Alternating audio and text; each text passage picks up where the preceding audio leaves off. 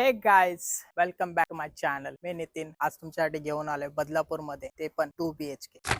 तर मग तुम्ही एक्साइटेड आहात 2 BHK फ्लॅट बघायला? चला.